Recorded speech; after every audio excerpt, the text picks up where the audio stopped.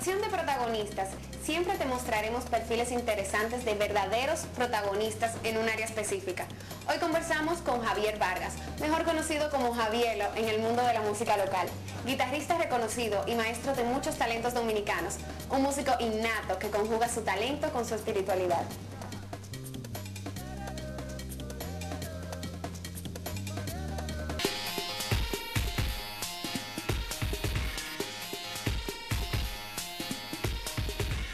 Según mis papás, Juan y Fe, yo soy un niño muy alegre y muy travieso, que le gustaba hacer muchas cosas, le gustaba inventar mucho. Mi papá dice que mi gusto por la música empezó así muy niño, porque él en ese tiempo compró lo que se llamaba una Boston Toshiba, que era una especie de equipo de música que se utilizaba en ese tiempo.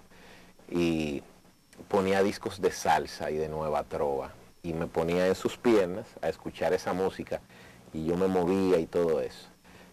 Según él, mi gusto por la música empieza desde ese momento, con meses de nacido, diría yo. Pero siempre la música estuvo ahí, quizá no tan activa, pero siempre había como un soundtrack en mi vida, porque siempre había música que me gustaba desde pequeño.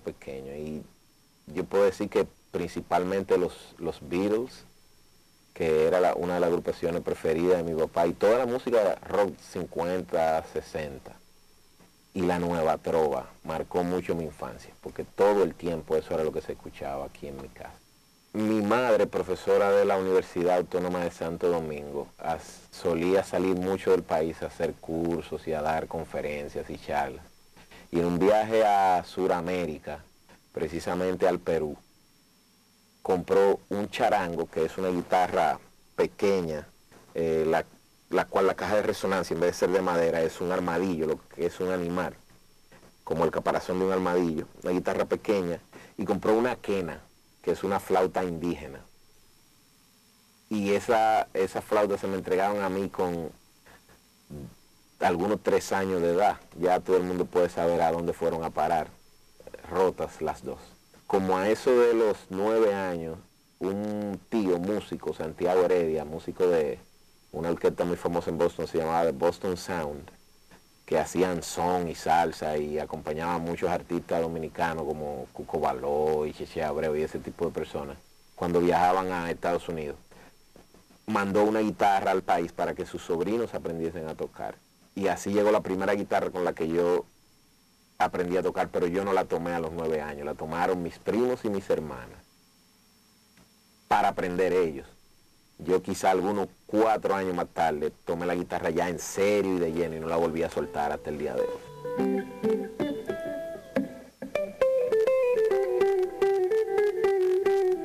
Siendo adolescente, cuando tomo la guitarra, lo que escuchaba era música pesada, música rock.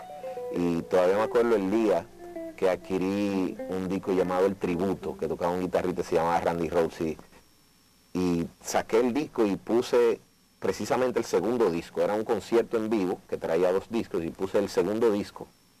Y al poner el segundo disco era un solo de guitarra eléctrica y yo me quedé como hipnotizado escuchando eso. Cuando el disco terminó, yo solamente me dije una sola cosa. Yo dije, eso es lo que yo quiero hacer el resto de mi vida. Definitivamente los guitarristas de rock clásico como Jimmy Page, principalmente Jimi Hendrix, ha marcado mucho mi forma de tocar. Me acuerdo a finales del bachillerato, compré música de un guitarrista llamado Joe Satriani. Y al escuchar esto yo dije, pero estas cosas son posibles hacerlas en este instrumento. Y eso me hizo como adquirir una curiosidad muy fuerte. Y qué sé yo, si sigo mencionando, la música fue cambiando y los estilos fueron cambiando y los héroes fueron cambiando, pero siempre los anteriores se quedaban en el corazón. Yo todavía escucho a Hendrix y me dice muchísimo.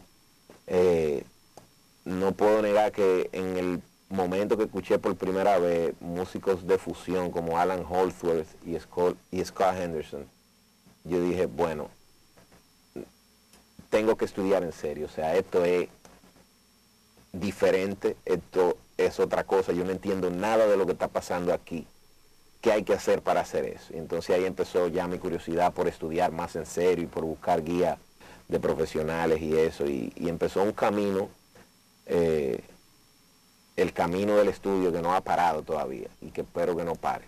Siempre hubo curiosidad de tocar con otras personas y siempre se buscaban amigos que supieran más que uno para uno adquirir información de ellos y uno compartir lo que uno sabía. Y ahí vinieron ahí vino la curiosidad por los músicos locales.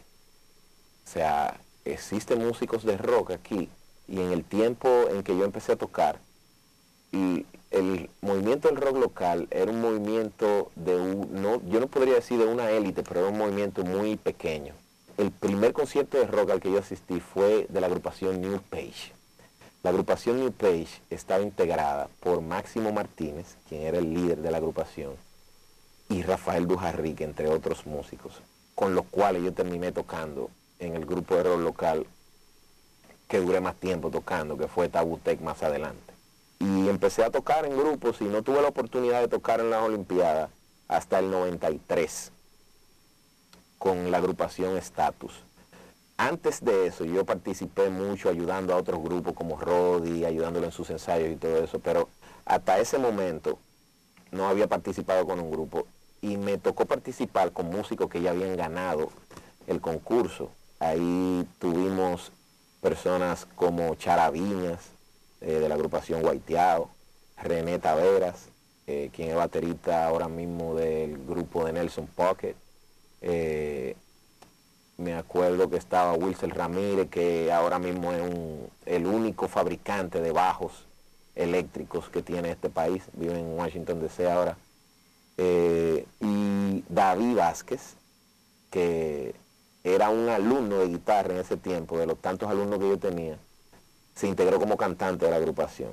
Y bueno, todo el mundo sabe quién es David ahora. Mi tiempo en Tabutec fue uno de los más interesantes para mí, porque para mí eso fue una escuela totalmente, de cómo aprender a manejar un grupo, cómo trabajar en un grupo, disciplina. Yo me acuerdo que en el momento que yo entré, Máximo me hacía ensayar con el grupo 3 horas en la mañana y 3 horas en la noche. O sea, era una cosa increíble y al final, cuando uno iba a los conciertos, ya era prácticamente uno a disfrutar el concierto porque las manos se encargaban de tocar. Para mí Máximo es uno de los artistas más completos que tiene nuestro país. El tiempo con Franklin, Dujarric, Tomás, Máximo, Francisco, fue un tiempo increíble. De las cosas sí, para mí más interesante que nos pasaron fue la apertura del Festival Presidente.